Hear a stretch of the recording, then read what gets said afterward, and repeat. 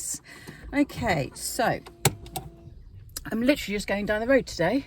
Someone very close to me in Trowbridge with a little Westie called Boris, and they are having a couple of different issues. So first of all, I'm gonna go past me. Yeah. First of all, he's got dog aggression issues, so he's not great with other dogs on and off the lead, so we'll definitely be doing some work on that. But the main reason they called is because they're having some problems with growling and a bit of aggression with their little granddaughter, who's only 15 months old. So basically we've got a toddler toddling around and the Westie's not happy about that. So obviously with these situations, when there's a child involved, we need to get things sorted as quick as we possibly can, because it's yeah, that's not safe and it's very worrying, obviously. So going out today, I'm going to have two of my trainees with me, because this is quite an interesting case. So hopefully I should get some good videos, and they're going to have the little granddaughter there. Now I'm sure she's not going to be there for the entire 3 hours, because that's going to be too much for a 15-month-old. I'm sure she'll probably need a nap and feeding and all sorts. So it's not about being there for 3 hours with the little kid and the dog, but we need to spend some time with both of them, so that in a safe way, don't worry, so that I can see exactly what's going on, why this is happening, what the dog is getting scared of, and why he's feeling the need to use aggression to deal with it. And then we have to make sure we put an absolute stop to that. So yeah, it's quite a serious one, this, and I don't see any reason why we can't get it resolved. But this session is assessment, it's figuring out what's going on, obviously putting all the leadership structure in place, because that's vital for everything, and finding out what's triggering him and seeing what we can do to stop that, and make sure that we're doing everything possible to keep everybody safe whilst we're getting this issue resolved. So should be quite an interesting session. Apparently he's really good with people in general. It's just he's having a problem with the little toddler, which is quite common. You know, it's very scary for dogs. Children, especially little ones, are very unpredictable, and you know, they can really struggle with that. So it is a reasonably, I'm trying to find, gosh, the numbers are all over the place. So yeah, I'm gonna park up. Gosh, that really was just down the road, wasn't it? I wish they were all this near. So yeah, little Boris, bless him, we need to find out what's going on. We need to put a stop to it and get them to be able to manage and then resolve the situation, so that they can all live harmoniously and they're not being really stressed. So that there'll be, yeah, a lot of work with the dog. We'll need to obviously put things in place as to what we're doing with the little one, so that we can make sure that she can still be around, but that we're 100% making sure that nothing happens whilst the training is in progress, because obviously it's not going to be an instant fix. So this is about safety and how we progress, how we get it resolved. And we've got a big package, so there's 6 sessions for this. So yeah, 4 one-to-ones and then a couple of pack walks, so that we can also work a lot on the dog aggression. And yeah, we're going to play this one by ear, so we will see how many sessions we need inside and how many outside, depending on the severity of the issue and how much work we feel needs to be done in each environment. So yes, this should be nice. We don't work with a huge amount of Westies, so it's going to be nice to meet everybody and nice to have my trainees. Be a really good learning session for them both. And I will make sure we get some good vids and talk to you afterwards. Leave. Look at me. Oh, you are such a good boy. Yes. Sit. Good boy. Thanks. You do like the handshakes, don't you? Eh? It's fine. It's fine. I've got him. I'm not gonna. I promise you, nothing is going to happen. All right. And he's so focused on these treats anyway. Did you do high five as well? High five. Yay! Good boy. I love this dog. Leave. Me? Yes, good boy. He's like that so fast, isn't he? You're so good.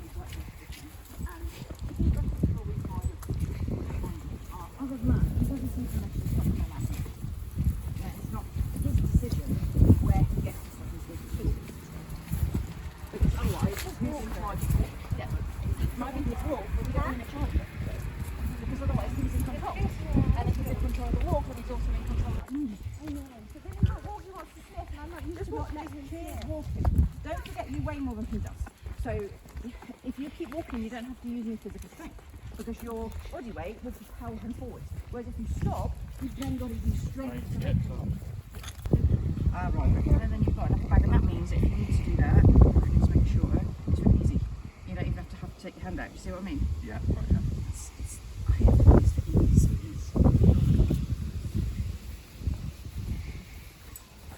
He's definitely more chilled with you because you're more chilled.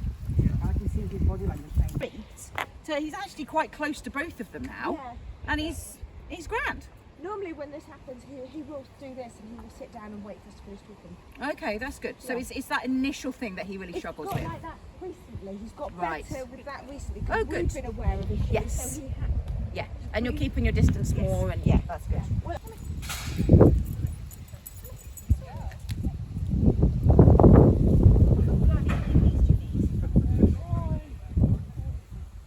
So he's turning away now, which is fantastic.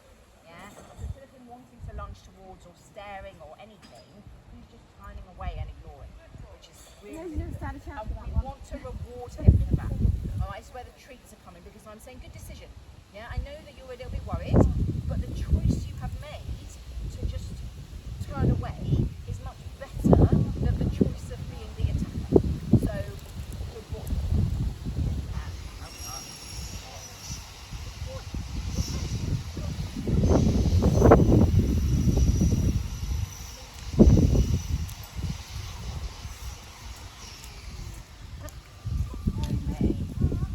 She's also Okay, well, bless him. What a dear little dog. So that was good because we were able to see everything that was going wrong. So obviously we didn't want to take any videos of little Nina, but she was there for the whole session and we could see what was going on. It was basically the noise, you know, when she's laughing and things like that. There's a lot of unpredictability with toddlers, and he was definitely getting nervous about that. He was getting nervous about the loud noises and the toddling around, and we're going to make sure that he's always on a lead.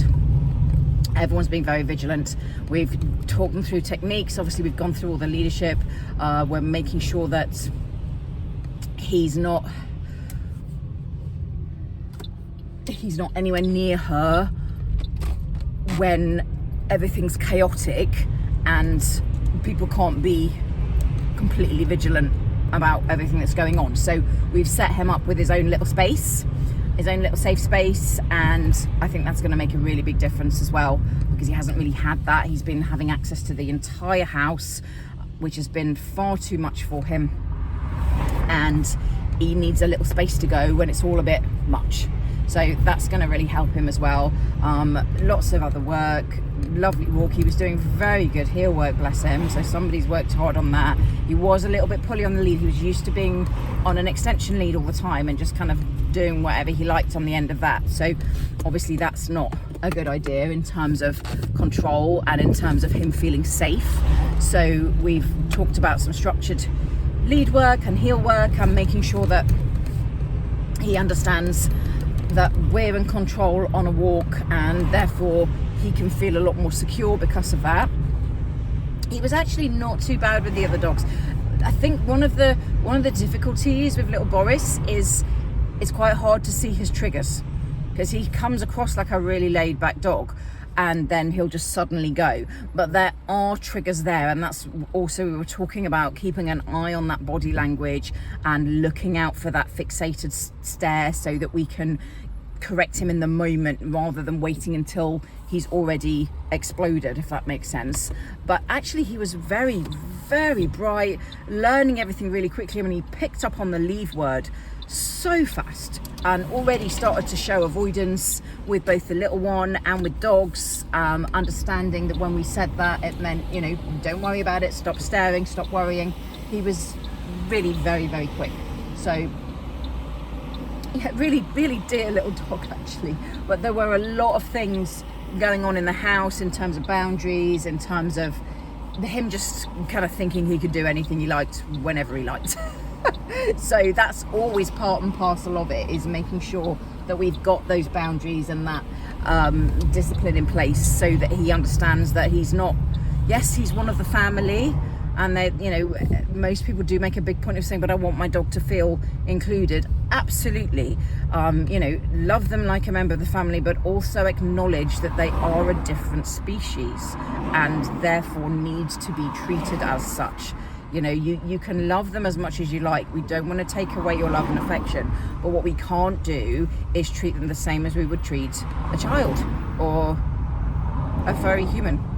You know, this term fur baby, which is, yeah, it's just a word, but it actually does quite a bit of damage, because they're dogs and they have different needs, they have different brain structure, they have different drives, and they don't think like us and they don't behave like us. And if we are not very consciously aware of that, this is where problems will arise. And I think he's just been allowed to do what he likes for ages, and it's not really been that much of a problem before, but now it is, and it is a problem, and he just needs bringing down a peg or two, but not in a horrible way, just actually in a way that will make him feel more safe and secure and not have to worry about trying to control the things that are worrying him, because that's all he's doing. You know, same thing with the guarding at the barking at the garden wall and the boundary running that he's doing. He's just trying to be protective, and he's trying to control the things that are worrying him.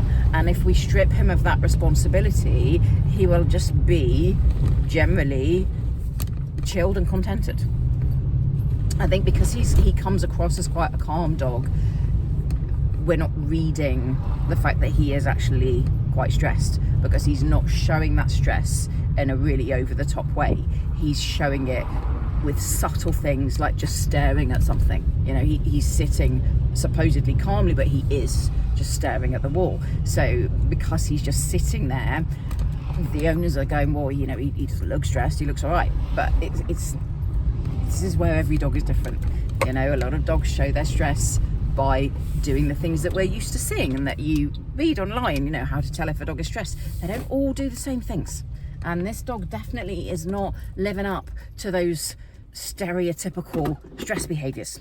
And so it's really important that we could explain that. We could explain what was going on. We could see that he was giving different triggers to what you might see typically from another dog.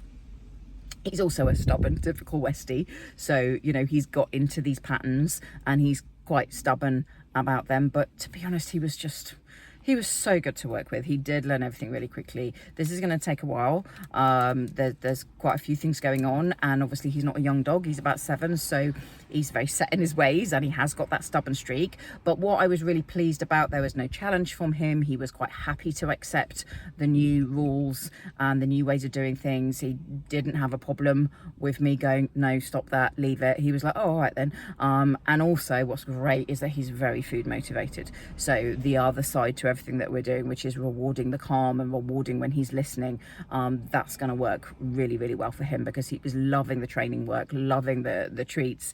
And that's exactly what we want, is that contrast of, well, you know, you can't do this, but if you do this instead, this is the good stuff that's going to happen. And he was really cottoning on to that, which is great.